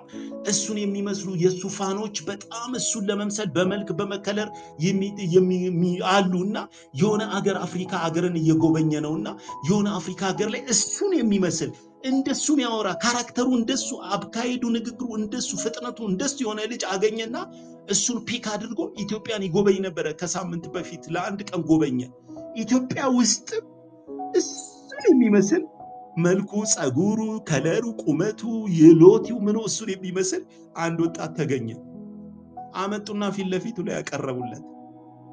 ልጁ እሱን ይምሰል እንጂ እሱን ያፍቅር እንጂ እሱን ለመሆን ይታገል እንጂ እሱን እንደሱ አይነት ቋንቋ የለውም። እንግሊዘኛ ጆሮ ቢቆረጥ አይሰማም። በምን ይግባቡ? መምሰል ፈልጓል። አብሮት መዞር ፈልጓል። ከሱ ጋር መኖር ፈልጓል። ግን መግባባት አቃታቸው። በአስተርጓሚ ይነገራል። በምን በቃ ሊግባቡ አልቻሉ። መጨረሻ ላይ መግባባት ስላቃታቸው ጥሎት ሄደ። ይዞት እንዲሄድ ሕዝብ ለመነው። ጥሎት ሄደ። የሚመስለውን የተዘጋጀው ልጅ ግን ከሆነ አፍሪካ ሀገር ይዞት ይዞራል። እኔ ይህ ምድራዊ ዙረቱን እያወራው አይደለም። ወደ ኢየሱስ አምጥቼ ኢየሱስ ሲናገረን ኢየሱስን ካልሰማ ነው የሚናገረን በቃሉ ነው። ካልተግባባን እንዴት ከኢየሱስ ጋር መቀጠል እንችላለን? የቀረውን የኢየሱስን ስራ እንዴት እንሰራለን? ይሄ ዩቲዩበር እሱ በጣም ትራቭል ስለሚያደርግ እንደሱ የሆኑ ሰዎች እሱ አርፎ እሱ የሱን ስራ እንዲሰሩለት ነበር የፈለገው። ግን ይሄ ልጅ ለዛ ነገር ፊት ማድረግ አልቻለም። እሱን ተክቶ መስራት አይችልም። ቋንቋ የለውም። አልተማረም፣ አልተዘጋጀም። ዝም ብሎ ፍላጎትና መልክ ብቻ ነው፣ መመሳሰል ብቻ ነው ያለ። ኢየሱስ እንዴት ነው ሲመጣ ይዞን ለስራው ያሰማራናል። እህቶቼና ወንድሞቼ እሱን መስለናል፣ እሱን እናዳምጣለን፣ እሱን እንመስላለን። አራተኛው ካታጎሪ ይሄ ነው። ይህንም ብሎ ሲያበቃም ድምፁን ከፍ አድርጎ ሰሚ ጆሮ ያለው ይስማ አለ ይላል። ወይኔ ከባድ ቃል ነው የተናገርኩትና ሰማችሁኝ ወይ? እራሳችሁን የት ውስጥ ነው የከተታችሁት? ከአራቱ ቡድን የቱ ውስጥ ናችሁ አላቸው። አለን ለኔና ለናንተ። ቁጥር 9 ላይ የሚያስደነግጥ ቃል አለ። ደቀ መዛሙርቱ የዚህን ምሳሌ ትርጉም ንገረን በኢየሱስ ስም። ይሄ ግልጽ የሆነ ማንም ሊገባው የሚችለውን ይህን ግልጽ የሆነውን ሐሳብ ደቀ መዛሙርቱ እንኳን አልገባንም። አብረው ትሄዱ ምንድን ነው የምታወራው? የዚህን ትርጉም ንገረን። ቁጥር 10 ላይ እርሱም እንዲህ አለ፣ ለእናንተ የእግዚአብሔር መንግሥት ምስጢርን ማወቅ ተሰጥቷችኋል። አይገርምም? ለእናንተ እኮ የእግዚአብሔርን መንግሥት ምስጢር ማወቅ ተሰጥቷችኋል። አብራችሁኝ እየዞራችሁ አብራችሁኝ ኢምፓርት አድርጋችሁ እናንተ በእኔ እኔ በእናንተ አብ በእኔ አብ በእናንተ አንድ ላይ ሆነን እማንለያይ የተዋሃድን ሰዎች እንዴት ይህን ንገረን ትሉኛላችሁ? እናንተ እኮ የእግዚአብሔርን መንግሥት ምስጢር ማወቅ ተሰጥቷችኋል። ኦልሬዲ ውስጣችሁ ነው እኮ ያለው። አክቲቬት ማድረግ ነው እንጂ የሚጠበቅባችሁ። እኔን ይህንን እንዴት ተጠይቁኛላችሁ? ይህንን እኮ ያወራሁት ላልገባቸው መስሎኝ ነበረ። እናንተ የተረዳችሁ መስሎኝ ነበር። ንገረን ትሉኛላችሁ? የእግዚአብሔር ምስጢር ለእናንተ እኮ ግልጥ ነው ወንድሞቼና እህቶቼ። እግዚአብሔርን እኮ ልናብራራው እግዚአብሔር ረድቶን እኮ ነው ቁጭ ያልነው እኔና እናንተ። ስለ ጌታ ሲነገር እንዲህ ብለን የምናወራው እኮ ሚስጥሩ ስለተገለጠልን። በጣም እኮ ከገባችሁ ጌታ ምስክሬ በዕውርነት አትኖሩም። ከዚህ ቀን ጀምሮ የእግዚአብሔር ቃል በውስጣችሁ ካለ፣ የእግዚአብሔር ነገር ውስጣችሁ ካለ ሚስጥሩ ለእናንተ የእግዚአብሔርን መንግሥት ሚስጥር ማወቅ ተሰጥቷችኋል። ይሄ ቃል ያሳብዳል። የዚህ ክፍል ሴንተሩ ይሄ ቃል ነው። ለካ መንግሥት ተሰጥቶናል። ለካ ሚስጥር አስቡት። ግን እናንተ አሁን አሜሪካ የምትኖሩ ሰዎች ብድግ አድርጎ ብሩኬ ዋይት ሃውስ ውስጥ መግባትና የአሜሪካን ዲብዝ የሆነውን በቃ አሜሪካ ልትጓዝበት የፈለገችውን ሚስጥር ማወቅ ተሰጥቷል። ዋይት ሃውስ ውስጥ መግባት መውጣት ትችላለህ። ሚስጥሩ ያንተ አካል ነው ሚስጥሩ ብትባል የሚሰማን ስሜት አስበው። እንዲሁ በምድራዊ እግዚአብሔር ጌታ ኢየሱስ የሰማይ እኮ ነው ያለው። የሰማይ የእግዚአብሔር መንግስትን ሚስጥር እግዚአብሔር የሚደብቀው አንዳችም ነገር የለም ከናንተ። ሚስጥሩን ገብታችሁ ማየት ትችላላችሁ እያለ ወይኔ ጌታ ይሄ ቃል ሩብ ቀን እኔ መሬት ላይ ነው በቃ ነፍሴ ተንጠለጠለች። ሌሊቱ ሙሉ አሰላሰልኩት። ለካ ያንተን ሚስጥር ማወቅ ተፈቅዶልኛል። ኦልሬዲ የተፈቀደውን ነው 20 ዓመት ሙሉ ተንበርክኬ የምለምነው። 20 ዓመት ሙሉ ማለቅ ሰው የተፈቀደልኝን ስጠኝ እያልኩ ነው። በጣም ነው የገረመኝ። ሰጥቻችኋለሁ እኮ ተፈቅዶላችኋል፣ ተሰጥቷችኋል። ሚስጥር ማወቅ ትችላላችሁ። ሚስጥርን ከነብይ አይደለም የምትሰሙት፣ ሚስጥርን ከሆነ ፓስተር አይደለም የምትሰሙት። ራስ መግባትና ሚስጥርን ማወቅ ትችላለህ፣ ትችያለሽ። ጊዜ ስለሌለ ነዋ። ዘሩ ሜዳ ላይ፣ ዘሩ መንገድ ዳር፣ ዘሩ እሾህ መሃል፣ ዘሩ ድንጋይ ላይ ስለሆነ እኮ ነው በቃ ተከልለን ያለ ነው። ዘሩ መልካም መሬት ላይ ሲሆን ሚስጥሩ የተገለጠ ነው። ጌታ ምስክሬ። ደቀ መዛሙርቱ ናቸው ያስደነገጡኝ። እስኪ ንገረን፣ ተሰጥቷችኋል ተብለ እስኪ ንገረን። አንዳንድ ሰው እኮ 1 ሰዓት አብራችሁ ከጸለያችሁ በኋላ እባክህ በደንብ ጸልይልኝ ይላሉ። ስትለያዩ በቃ ቻው ካላችሁት በኋላ በደንብ በዚህ ጉዳይ ላይ ግን ጸልይልኝ። አልቋል እኮ እግዚአብሔር እኮ ጨርሶታል። አንድ ሰው መጥቶ ቁልፍ የሆነ እንደ ምሳሌ ነው ማወራው፣ ስለ ምድር ማወራው። የሆነ ቤት ተቸግራችሁ ስለ ቤት ጸልያችሁ እግዚአብሔር ሆይ ቤት ስጠኝ፣ በጾም ጸሎት በህዝብ አጸልያችሁ እንካ ቤት ብሎ ሰንበዲ ከሰጣችሁ በኋላ የቤቱን ቁልፍ ይዛችሁ ቤቱን ስጠኝ እንጂ ቤቱን ክፈተው እንጂ ቤቱን አሳየውኝ እንጂ እኔ አልገባም፣ አንተ ካልገባ እኔ አልገባም፣ ቀልብ አንተ ካላሳየኝ እኔ ጾም ጸሎቴን እቀጥላለሁ፣ እማልዳለሁ፣ በእንባ ፊት እቀርባለሁ ብትሉት ጌታ ምን ይላል? ሲሰጣችሁ ሄዳችሁ ክፍሎቹን ማየት። አቤት እግዚአብሔር ይክበርልኝ፣ ይህን ቤት ሰጠኝ፣ ባዝሩሙን፣ ምን ሩሙን፣ ኪችኑን፣ ሳሎኑን፣ ምኑን አይታችሁ ሐሴት ማድረግና በዛ እዩልኝ እግዚአብሔር የሰጠኝን ጌታ የሰጠኝን በረከቴን እዩልኝ ነው እንጂ የሚባለው። እንደገና ደጅ ላይ ተቆሞ ይጸለያል፣ ደጅ ላይ ተቆሞ እንባ ይነባል። ይህን እኮ ነው የሚለን። ለእናንተ የእግዚአብሔርን መንግስት ሚስጥር ማወቅ ተሰጥቷችኋል። ሚስጥሩን እንድታውቂ ተፈቅዶልሽ አይኔን ክፈትልኝ ብለሽ ብትጸልይ ልክ የቤቱን ቁልፍ ይዞ ደጅ ላይ እንደማልቀስ ነው። እህቶቼና ወንድሞቼ፣ አሁን እኔ አንድ ወዳጄ ጓደኛዬ ተቸግሮ በቃ ናብየው ናኛ ቤት ብላ ጠጣ፣ እዚህ ኑር፣ ይሄው አልጋ፣ ይሄው መኝታ፣ እዚህ ቤት ያለው እቃ፣ ኪችን ውስጥ ኤቭሪ ነገር ተጠቀም፣ እንደኛው የኔን ልብስ ልበስ፣ ጫማይን አድርግ፣ ሁሉ ነገር እንደኛ ቤት አካል ነው ብየው። እንደውም እኛ ስንወጣ ከሌለንም እንድትገባ እንድትወጣ እንካ አንድ ቁልፍ፣ የሁሉንም ቤት ቁልፍ ሰጥቼው ሄድኩ ልበል። ስመጣ ከ2 ቀን ከ3 ቀን በኋላ ስመለስ በር ላይ በጾም ጸሎት እያለቀሰ በእንባ ሆኖ እረ ይምጣ ቴዲ በመጣና በከፈትኩኝ እያለ እያለቀሰ ተርቦ ተጠምቶ ወይኔ እያለ እየጮኸ ባገኘው ምንድነው ምለው? በቃ ቃላትም የለኝም። ቁልፍ እጁ ላይ ያለ ከፍቶ ገብቶ የቤቱ አካል ሆኖ ሁሉን ማድረግ እየቻለ የሆነ አንዳንዴ አጉል መንፈሳዊነት በቃ እናመናፈሳለን እኮ ቅዱሳን። መንግስቱ ለኛ ተሰጥቶ ሌላ ምን በቃ ሌላ ዓለም ውስጥ እንገባለን። ሌላ ውስብስብ ነገር። ከአጉል መንፈሳዊነት እግዚአብሔር ዛሬ ነፃ ያውጣል። ከተከፈተልን በር ከተሰጠን ቁልፍ ውስጥ መግባት ይሁንልን። መግባትና የእግዚአብሔር መንግስት ውስጥ ፍሬ ማፍራት ይሁንልን። ጌታ ምስክር። በእውነት ደቀ መዛሙርቱ ይህን ሚስጥር ማወቅ ለእናንተ ተሰጥቷቸዋል፣ ለሌሎች ነው በምሳሌ የምናገረው አለ ጌታ ኢየሱስ። ኢቭን በጣም የሚገርማችሁ ደቀ መዛሙርቶቹ ምን አልክ ብለው እኮ የጠየቁት ነገርን ለሌሎቹ በምሳሌ እናገራለሁ፣ ለእናንተ ግን ሚስጥሩ ተከፍቷል ያለላቸው። ኢቭን በምሳሌ መናገር ራሱ እኮ በጣም ውስብስብ እኮ አይደለም። እኔ በቀደም ነው የገባኝ። ምሳሌ ማለት እኮ ኢየሱስ አላወሳሰበውም፣ ለሌላም ህዝብ አቨለብል ነው ያደረገው።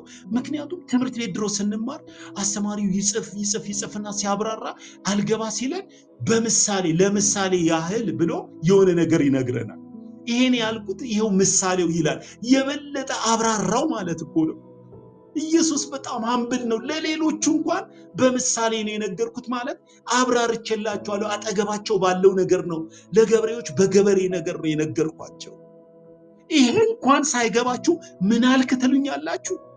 እናንተ ተፈቅዶላችሁ እናንተ የእግዚአብሔርን መንግስት ሚስጥር ማወቅ ችላችሁ እንደገና በምሳሌ እንኳን በተብራራ ነገር ያወራሁትን ምን አልክ? እግዚአብሔር ከ4 ዓመት በፊት እንዲያድርግ ብሎሽ ዛሬ ምን አልክ ብትዩ እንደዛ እኮ ነው። ለአንቺ መንግስቱ ተፈቅዷል እያለ ደቀ መዛሙርቱ የዚህን ምሳሌ ትርጉም ጠየቁት። ጌታ ከተናገረሽ 10 ዓመት ሆነው ዛሬ ምን አልክ? ግቢበት፣ ኑሪበት፣ ቃሌን ብዩ፣ ቃሌን ጠጪው፣ የመንግስት ሚስጥር ላንቺ ነው፣ መንግስቱን አውቀሽዋል፣ መንግስቱን አውቀዋል ተብለን ከሆነ ዓመት በኋላ ምን አልክ? ምን እያልክ ነው? ይሄ ምን አይነት መንፈስ ነው? በጌታ በኢየሱስ ስም በቅዱሳን ውስጥ የገባው ቅዱሳን ትንቢት ተነግሮ ጌታ እንዲህ ትሆናለህ፣ እንዲህ ታደርጋለህ፣ ተራመድ፣ ሂድ፣ ከአንተ ጋር ነኝ ብሎ ከ5 ዓመት በኋላ ምን አልክ? ጌታ ሆይ ምንድን ነው ያልከው? ዳዊት እኮ ሰለሞንን ወርቁ ይኸውልህ፣ ብሩ ይኸውልህ፣ የቤተ መቅደሱ ንድፍ ይኸውልህ፣ ሁሉን ነገር ያዝ ካለ በኋላ ሰለሞን ጸጥ ሲል ሂድ እንጂ ልጄ ስራውን ጀምር፣ ሁሉ እጄ ላይ ነው አለው። ጎ ሂድ፣ በቃ እኔ የእግዚአብሔርን መንገድ ጨርሻለሁ፣ ልሄድ ነው፣ አንተ ቀጥል አለው። ሰለሞን ወዲያው ኮኔክሽን ፈጠረ፣ ከነገስታቶች ጋር መጻጻፍ ጀመረ። እንትኑን የዝግባ እንጨት ትልኩልኛላችሁ ወይ? ከእንትና ሀገር ጋር እንትን ትልኩልኛላችሁ ወይ? ወይኔ ወይኔ ወይኔ ወይኔ! በኢየሱስ ስም ምን አልክ ከሚል መንፈስ ጌታ ዛሬ ያውጣል። በኢየሱስ ስም ስልጣን ምን አልክ ከማለት መንፈስ ጌታ ያውጣል። ተነግሮ መንግስቱን ሚስጥር ማወቅ ችለ መልሰ ምን አልክ? ምን እያልክ ነው? ልክ እንደ ደንቆሮ በቃ የሆነ ላውዚ የሆነ መንፈስ ቤተክርስቲያን ውስጥ ገብቷል፣ ቅዱሳን ውስጥ ገብቷል። ጌታ ተናግሮ እየነገረሽ እንዲያርጊ እንዲሁኝ፣ ስለ ልጅሽ ስለ ቤትሽ ጸልይ እንዲሁኝ ብሎ ምን አልክ? ምን አልክ? ከ4 ወር በኋላ መጥቶ በዛ ጉዳይ ጸልይልኝ። እግዚአብሔር እኮ እዛው ከስትንፋሱ ቅርብ ሆኖ በቃ ሚስጥሩን ተናግሮ ዝርግፍ አድርጎ ከዛ ያን ጉዳይ እንዴት በኢየሱስ ስም ስልጣን ዛሬ ይጥበባችሁ፣ የቤተ ክርስቲያን ማፀን ይጥበባችሁ። 9 ወር ዝም ብሎ ከእናት መጠጣት ይጥበባችሁና ይጥበበንና እንወለድ፣ እንተንፍስ፣ በራሳችን በኢየሱስ ስም እንውጣ፣ በኢየሱስ ስም ስልጣን የመንግስቱ ሚስጥር። ህፃናት እኮ እናቶች ሳያስተምሯቸው ከማፀን እንደወጡ ይተነፍሳሉ። የመጀመሪያው ስራቸው ብሪዝ ነው የሚያደርጉት። አቨለብል መተንፈስ ለነሱ ናቹራል ነው። ለኔና ለናንተም የእግዚአብሔርን መንግስት ሚስጥር ማወቅ ሶ ናቹራል። ለዳንን ክርስቲያን ማፀኑ ስትቀመጥ ግን እናትህ ናት የምትተነፍስልህ። በጌታ በኢየሱስ ክርስቶስም ውጡ ከተደበቃችሁበት። ኤልያስ ብቅ ብሎ እንደወጣው ከዛ ከሸለቆ ውስጥ እንደወጣው ውጡ። ኢየሱስን ተጎናጽፋችሁ ውጡ። በኢየሱስ ስም ምህረት ተጎናጽፋችሁ ደሙን ተሸፍናችሁ ውጡ። ወደ መንግስቱ ሚስጥር ውጡ። በኢየሱስ ስም ከባድ ቃል ነው ማወራው። ህፃኑ ማንም ሳይነግረው ይተነፍሳል። ተንፍስ ሚለው ሳይኖር የተወለደ የምትወልዱ ህፃናት እናቶች ታውቃላችሁ። ነግራችሁት ነው የተነፈሰ። እናንተ አፉ ላይ ፍብላችሁ ነው የተነፈሰው። ልክ እግዚአብሔር ከማፀን ሲያወጣው ለሱ የተዘጋጀ ለዘመኑ ሙሉ የሚሆን ኦክሲጅን በአየር ላይ አለ። ወይኔ መንፈስ ቅዱስ መጣብኝ እኮ ጌታ ምስክሬ፣ አየሁት፣ ብርሃኑን ስላየሁት ነው። ለዘመኑ የሚሆን ኦክሲጅን አየሩ ላይ አለለት። ለሳምባው የሚሆን ለልቡ በህይወት የሚያኖረው ኦክሲጅን ስላለለት ማንም ሳይነግረው መተንፈስ ይጀምራል። በየሰከንዱ እየተነፈሰ ህይወትን ይኖራል። እንደዛው ይሄ መንፈስ ውስጥ ከገባችሁ የእግዚአብሔር መንግስት ሚስጥርን ማወቅ ተንፍሱት። ከዚህ ሰከንድ ጀምሮ ተፈቅዶላችኋል። አመናችሁኝ ወይ የጌታ ልጆች? አመናችሁኝ ወይ? አመናችሁኝ ወይ? እየጠየቋችሁ ነው። አመናችሁኝ ወይ? ጌታ ነው ይሄን የተናገረው። ለእናንተ የእግዚአብሔርን መንግስት ምስጢር ማወቅ ተሰጥቷችኋል። ጌታ ምስክሬ፣ ግቡበት። በዚህ ቀን ምትገቡበት እንዲሆን በኢየሱስ ስም ጸልያለሁ። ምንገባበት የመገለጥ ዓለም ውስጥ እንድንገባ ጆሮዬን ክፈት እያሉ ከመጮ ዓይኔን ክፈት እያሉ ከመጮ ገብቶ በዛ ውስጥ መተንፈስ እንዲሆንልን ቃሉ ስትገቡ 100 ፍሬ ስታፈሩ እርሻው ስትገቡ የእርሻው ባለቤት ቴኬር ሲያደርጋችሁ የእርሻው ባለቤት ሲቆጣጠር ፍሬ ማፍራት በእኔ ብትሆኑ ፍሬ ታፈራላችሁ ያለው የወይኑ ግንድ እኔ ነኝ፣ አባቴም ገበሬው ነው፣ እናንተ ቅርንጫፎች ናችሁ፣ ያለኔ ምንም ልታደርጉ አትችሉ፣ በእኔ ብትሆኑ ብዙ ፍሬ ታፈራላችሁ ያለው ስትገቡ ጌታ ምስክሬ ፍሬያማ የወይን ዛፍ ትሆናል። ፍሬያማ የወይን ዛፍ ትሆኛለሽ። ዮሴፍ በቅጥር ላይ የሚሄድ ፍሬያማ የወይን ዛፍ ነው የተባለለት። ዘመናትን አይቶ ስቶክ ያደረገ ምግብ ለጀነሬሽን ለሁለት ህዝብ እኮ ነው፣ ለግብፅ ህዝብ ለእስራኤል ህዝብ መዳን የሆነ ታላቅ ሰው ማን ነው ቃሉን የሚበላው? 100 እጥፍ አፈራለሁ በዚህ ዓመት 100 እጥፍ አፈራለሁ የሚል ዘራለው የሚል እንደ ይስሐቅ እዘራና 100 እጥፍ ነው ማፈራው። ጌታ እርሻ በሰጠኝ እርሻ ላይ ዘርቼ 100 እጥፍ አፈራለሁ የሚል ማን ነው? ከናንተ ማን ነው? አልናወጥም፣ ምንም ረሃብ ቢሆን ምንም ቢሆን በጌራራ ሆኜ በዚህ ከተማ ላይ ፍሬ አፈራለሁ የሚል ማን ነው? ዛሬ ማን ነው? ቃል እበላለሁ የሚል እኔ ከናንተ ጋር ቃል እገባለሁ። ጌታ ምስክሬ፣ አንዳንድ እህቶች አናግረውኛል። ጌታ ይባርካችሁ። መጽሐፍ ቅዱስን በዚህ ዓመት ሙሉን በጣም እናነባለን። በደንብ ብዬ ተናግሬ አብረውን የጀመሩ ብዙ የሄዱ ከኔ ሁሉ ቀድመው የሄዱ እህቶች ነግረውኛል። ዛሬ ማን ነው አሁን ቃል መብላት እስከዛሬ ጀምራለሁ ልክ እንደ ማዕድ ምግብ እንደሚበላ ይሄው በመንፈስ ቅዱስ ፊት እነግራችኋለሁ፣ አልዋሽም። በዚህ ሳምንት የምግብ ቴብላችን ላይ መጽሐፍ ቅዱሴን፣ ማስታወሻዬን፣ ሃይላይተሬን ያሉኝን ምፈልጋቸው ለሶስቱ ቀን መፈልጋቸው ቡኮች ቴብል ላይ አረኩና ከምግብ ራሴን አቮይድ አድርጌ ቃል በቃ ልክ በሹካና በማንኪያ እንደሚበላ 3ቱን ቀንና 3ቱን ሌሊት ስበላ ነበረ። እግዚአብሔር ምስክሬ፣ ይሄንን የሆንኩትን ነው ዛሬ ለመናገር ፈልጌ ነው ያንን ያደረኩት። ማን ነው ቴብሉ ላይ ከምግብ እንደ አካብ ሊበላና ሊጠጣ ሄደ ይላል አካብ። ኤልያስ ግን አንገቱን አቀርቅሮ እንደጸለየ ማን ነው? ቃል ላይ አንገቱን የሚያቀረቅር ሆዱን እስኪ ዞር የሚያደርግ ማን ነው? ዛሬ ማን ነው ከአካብ መንፈስ ተላቆ የኤልያስ መንፈስ ውስጥ የሚገባ ጀነሬሽንን ለመታደግ የሚቆም ማን ነው? ውስጡ ዘርም እንዲበዛለት በቅሎ 100 እጥፍ እንዲፈራለት የሚፈልግ በኢየሱስ ስም ስልጣን እጸልያለሁ። ለእናንተ የእግዚአብሔርን መንግስት ምስጢር ማወቅ ተሰጥቷችኋል። ቃሉን ብሉ፣ 100 እጥፍ ፍሬ አፍሩ። እኔ እግዚአብሔርን 30ም 60ም 100ም ሲል እኔ ደነገጥኩ። ጌታ ሆይ አልኩ፣ በኢየሱስ ስም ስልጣን እኔ 100 እጥፍ ነው በዘመኔ ማፈራው አልኩ። 60 አልፈልግም። ትምህርት ቤት ድሮ 60 30 ምናምን ውጤት ያመጣሁት እሱ ይበቃኛል አልኩት። በቃ እኔ አሁን የምፈልገው 100 ነው የናፈቀኝ አልኩት። 100ን እስኪ ልየው አልኩት። በቃ እግዚአብሔር 100 ፍሬ ነው የምፈልገው። መክሊቴ 10 ሆኖ ሌላ ከባለ አንዱ እንዲጨመርልኝ ነው የምፈልገው። አንድ መክሊት ካለው ይሄ ከማያፈራው ይምጣ በኢየሱስ ስም ስልጣን። በኢየሱስ 100 እጥፍ ለማፍራት ማን ነው ከኔ ጋር የሚቆም? ማን ነው እጁን የሚሰጥ? ሰሚ ያለው ጆሮ ማን ነው? የእግዚአብሔር መንግስት ምስጢር ውስጥ በቃ ዘው ብሎ መግባት፣ ቃል ተሸክሞ የሚገባ ጊዜውን ኢንቨስት የሚያደርግ ቃል ላይ ስቲክ የሚያደርግ የኢየሱስን ህይወት መኖር የሚፈልግ ማን ነው? በቃል የታጨቀ ማን ነው? በድፍረት አካብ ፊት የሚቆም በፊቱ የቆምኩለት ሕያው እግዚአብሔርን ይህን ሰማይ ዘጋውት የሚል በዛ ዓለም ውስጥ ለመኖር የሚፈልግ ማን ነው? ኤልያስ እኮ ዘው ብሎ አልቆመም አካብ ፊት። በፊቱ የቆምኩለት ሲል ከኋላ የሆነ ግራውንድ እንዳለ የሆነ ዘመን ቃሉ ላይ ስቲክ ያደረገበት ዘመን እንዳለ ያሳያል። የጸሎት ሰው የቃል ሰው እንደሆነ ያሳያል። በጌታ በኢየሱስ ስም እግዚአብሔር ለዚህ ቀን የተናገረኝ ነገር በቃ ከነዚህ ከአራቱ ዓለም ውጡ፣ ከአራቱ ካታጎሪዎች ከሶስቱ መንገድ ዳር የተተከለው ውጤቱን ልንገራችሁ። መንገድ ዳር ከተተከላችሁ ትረጋገጡና የሰማይ ወፎች ይበሏችኋል። ድንጋያማ ቦታ ላይ ከሆናችሁ ደግሞ ትደርቃላችሁ። እሾህ መካከል ከሆናችሁ ደግሞ አንቆ ያስቀራችኋል። በመልካም መሬት ከሆናችሁ ደግሞ 100 እጥፍ ታፈራላችሁ። ይሄ ነው መልእክቱ። ከአራቱ የቱ ላይ እንደሆናችሁ እራሳችሁን ይዩት።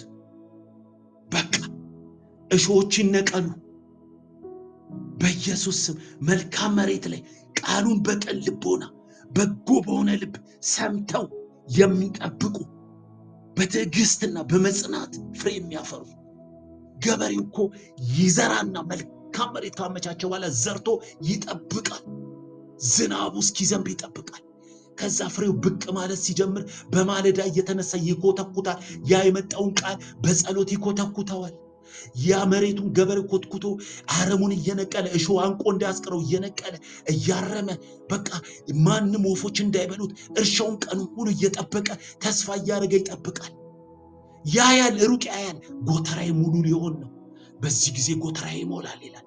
ከዛ በኋላ ሲዝኑ ይመጣና ጎተራው እንዲሞላ ያጭድና ይሞላዋል። ጎተራው ትዕግስት ይፈልጋል እንደ ገበሬው። የጌታ ቃል ስለገባ ብቻ በሁለተኛ ቀን ቃል ዛሬ ተዘርቶ ዘር ዛሬ አይበቅልም። ልጅ ዛሬ ተጸንሶ ዛሬ አይወለድም። ታይም አለው። በትዕግስት የሚጠብቅ የሚለው ታግሶ የሚጠብቅ የሚለው የተነገረባችሁ ትንቢት የተነገረባችሁ ቃል ታይም ይፈልጋል።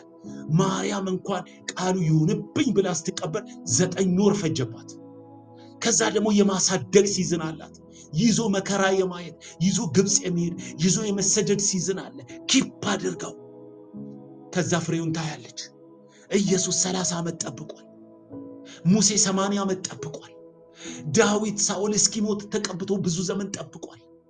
ዮሴፍ እስከ 30 ልጅ ሆኖ ያየውን ድሪም 30 ዓመት እስኪሆነው ጠብቋል። በትዕግስት የሚጠብቁ በትዕግስትና በመጽናት የማይጥሉ ለወፍ የማይሰጡ ድንጋይ ላይ ማያወራ እንዲህ ተብዬ ነበረ ምን ሆነ ስቲ ረግጦልሽ ይሄዳል። አንዱ ነብይ ነኝ ባይ ይመጣና ልቅም ያደርግና ለራሱ ሴታፕ ያመቻችሻል። ሌላ ትንቢት ያንን ዘር ነቃቅሮ ሌላ ለሱ ወደምትሆኝበት ይቀርጽሻል። ድንጋይ ቤታ መንገድ ላይ አትዘሩ። ብዙ ሰው መንገድ ላይ ተዘርቶ አያለው በመንፈሴ። መንገደኛ በቃ ገበያተኛ እዚህ ቁጭ ብሎ ልቡ የሌለ በቃ ገበያ ነው። ይጠላል ያነሳል። መርካቶ በቃ ይጠላል። ጩኸት፣ የበግ ጩኸት፣ የወፍ የምናምን ጩኸት ነው የሚሰማው። ሴት አድርጉት ልባችሁ። መንፈስ ቅዱስ ጋር ስትገቡ የጸሎት ሩማችሁ ስትገቡ በጥንቃቄ ግቡ። እነ አሮን ሲገቡ እግራቸው ላይ እኮ ሻኩራ ይደረጋል ቢሞቱ እንኳን ተብሎ። በአዲስ ኪዳን እንደዛ የለም። ላስፈራራችሁ አይደለም። እኔ የጸሎት ሩሜን በጣም ነው የምጠነቀቀው። ያንዳንዷን ነገር በቃ ቁጭ ስትሉ ቃሉን ለመብላት ለጸሎት ስትቀመጡ ስትንበረከኩ ይሄ ቦሪንግ አይሁንባችሁ። አባትን ለመስማት እኛ መጮህ እኮ ነው። ቸርች ውስጥ መጮህ፣ ኪቦርድ መጮህ፣ ሰው መጮህ፣ ነብዩ ይጮሃል፣ ዘማሪው ይጮሃል፣ ሚኑ ይጮሃል፣ ህዝቡ ይጮሃል። እግዚአብሔር እኮ በጸጥታም ይናገራል። በንፋስ ውስጥ የለውም አለ ቅድም ሲነግረን አይደል? በአለቱ ሲሰነጣጠቅ የለውም፣ በእሳት ውስጥም የለውም፣ በጸጥታ ውስጥ ነኝ አለ። አመጣጡን ማየት የጸጥታ ዘመን ይሁንላችሁ። የመንበርከክ የቃሉ ዘመን ይሁንላችሁ። ይሄን ስታደርጉ እግዚአብሔር ምስክሬ፣ ጌታ ያለውን ቃል እንደ ትንቢት እናገራለሁ። ለእናንተ የእግዚአብሔርን መንግስት ሚስጥር ማወቅ ተሰጥቷችኋል። በቃ ተንፍሱት፣ ግቡበት። ድሃ አይደላችሁ፣ በክርስቶስ ባለጠጋ ናችሁ። የቃሉ ሚስጥር ሴክሬት። አንድ ሰው እንኳን ቤትሽ መጥቶ ሚስጥር ቢነግርሽ ይሄ ሚስጥሬ ነው ቢል እንዴት ወደደኝ አትዩ? እንዴት ቢወደኝ ነው ልቡን የከፈተልኝ እንላለን። እግዚአብሔር እኮ ኢየሱስ እኮ የሰማይን ሚስጥር የእግዚአብሔርን ሚስጥር ነው የዘረገፈው። የሚገባለትና የሚያዳምጠው ሰው ነው አሁን የሚፈልገው። በኢየሱስ ስም በሚቀጥለው ሳምንት ስንመጣ ዛሬ እኔ ከተናገርኩ በኋላ የሚናገሩ መልእክት የሚያስተላልፉ የሚጸልዩ የሚያመልኩ ሰዎች ሚስጥሩን እያወጡ እንዲናገሩ ጸልያለሁ። ሚስጥሩ አቬለብል እንዲሆን አሁን በዚህ ሰዓት ሚስጥሩ እንዲገለጥ ጸልያለሁ። የሰማይ ሚስጥርን የተሰጠሽ ውስጥ ገብተሽ መተንፈስ እንድትችይ በእምነት በድፍረት ምንም ድፍረትም እንኳ አይጠይቅም። ሕፃኑ ከወር ሲወጣ እንደሚተነፍሰው መተንፈስ እንድትችሉ በኢየሱስ ስም ጸለይኩኝ። ጠቦኛል ብላችሁ ውጡ ካላችሁበት ነገርና ተንፍሱ በኢየሱስ ስም። አባት ሆይ ይሄ በዚህ ሩም ውስጥ ስለተለቀቀ አመሰግናለሁ። በዚህ ሩም ውስጥ ሁሉም ሚስጥርን ማወቅ ስለቻለ አመሰግናለሁ። ይህን ቃል ለህዝብ ስለ ጆሮ አድርስ ብለኝ ስላደረስኩ ሚስጥር ማወቅ እንደቻሉ ንገር ብለኝ ስለተናገርኩ አመሰግናለሁ። ጌታ ሆይ ሚስጥሩ አሁንም ዲፕ ሆኖ ሰባተኛው ሰማይ ውስጥ እየሄድን እንድናይ እግዚአብሔር ሆይ ጳውሎስ 3ኛ ሰማይ ላይ ሄዷል። እኛ በዚህ ዘመን ደግሞ ያለን የተራብን ሰዎች ሰባተኛው ሰማይ ላይ ገብተን ሚስጥርህን ማየት እንድንችል አሁን እዛ ውስጥ የምንገባበት እምነት ብቻ እንዲኖረን እንድትረዳን በኢየሱስ ስም ጸለይኩ። ስም ይባረክ። በኢየሱስ ስም ተባረክ። አሁንም ሪሰንት የሆነውን የሰከንዱን መልእክትን በቅዱሳን ውስጥ አስተላለፍ። ጌታ ሆይ ቅዱሳን እኔ ካቆምኩበት ከፍ ብለው እንዲቀጥሉ፣ ኤልያስ ካቆመበት ኤልሳ እንደቀጠለ እኔ ካቆምኩበት ብሩኬ ከፍ ብሎ እንዲቀጥል፣ ማርቲ እኔ ካቆምኩበት እንድትቀጥል፣ ከእኔ በታች ሳይሆን ከእኔ ከፍ ብለው እንዲሄዱ፣ በያንዬ እኔ ካቆምኩበት እንዲቀጥል እንጂ ፍርዬ እኔ ካቆምኩበት፣ ናርዲ እኔ ካቆምኩበት፣ በዚህ በታች አልልም አብሮን አካል ሆነ እዚህ በሚሰሙት ቅዱሳን እኔ ካቆምኩበት፣ ኤልያስ ካቆመበት ኤልሳ እንደቀጠለ ከኔ ሌቭል ከፍ ብለው እኔ ከተገለጠልኝ በላይ ሚስጥርን አሁን መገለጥ እንዲጀምር እግዚአብሔር መልክ በቃ የአምልኮ መንፈስ ውስጥ ከፍ ብለው እህቶቼ እንዲገቡ የትንቢት የቃል የመገለጥ መንፈስ ውስጥ ከፍ ያለው ሰይጣን የማያገኘው ሌቭል ውስጥ እንድትገቡ በኢየሱስ ስም ጸልያለሁ። አሬስ የማይደረግ ሬልም ውስጥ እንድትገቡ የሰማይ ሚስጥሩ ዲኮድ እንድታደርጉት በኢየሱስ ስም ጸልያለሁ። ወይኔ እግዚአብሔር ሰሞኑን እኮ የጠላትን ስራ ነበር የሚያሳየኝ። በቃ ለሰው ማይነገሩ በአገሮች ላይ የሚሰራ በሆኑ አገልጋይ ነን በሚሉ ላይ የሚሰሩ አንዳንድ መንፈሶችን አይ ነበረ። ጌታ በቃ በልካችሁ እንዲያሳያችሁ በኢየሱስ ስም ጸልያለሁ። ዛሬ ከፍ እንድትሉ እኔ ካለሁበት ሬልም ልቃችሁ እንድትሄዱ በኢየሱስ ስም ተናገርኩ። ይሄ ሩም በየሰከንዱ ከፍ እያለ በየማይክሮ ሰከንዱ በመገለጥ በቃል በመንፈስ ቅዱስ መገለጥ በሚስጥራት መገለጥ ከፍ እያለ እንዲሄድ በጌታ በኢየሱስ ስም ጸለይኩኝ። ጎ መንፈስ ቅዱስ ባመኑ ይሁንልኝ። እንደ ማርያም የማይታመን ነው፣ ግራ የሚያጋባ ነው፣ የሚያስፈራ ነው፣ ግን ይሁንብኝ በሚሉ ላይ አሁን መልእክት ይለፍ፣ አሁን ፈቃድ ይለፍ። በማይፈሩ ፍርሃት በኢየሱስ ስም አሁን ይነሳ። አሁን ዲኮድ እንዲያደርጉ የሰማይን ዓለም በኢየሱስም ከፈተ ነው። ስጀምር ተናግሬያለሁ። ጌታ ምስክሬ። ኪሩቦች እንዲገቡ የሚከልሉ መላእክትን ጠርቻለሁ። ጌታ ተናግሮኝ መጥተዋል። ሱራፌሎች፣ ሴራፈም በጉጠት ቅዱሳን የሆኑ ቅድስናን ምላስ የሚያስቀምጡ መላእክት እንዲመጡ ጠይቄ መጥተዋል። ተዋጊ መላእክት የሚካኤልን ሰራዊት ጠይቀን መጥቷል።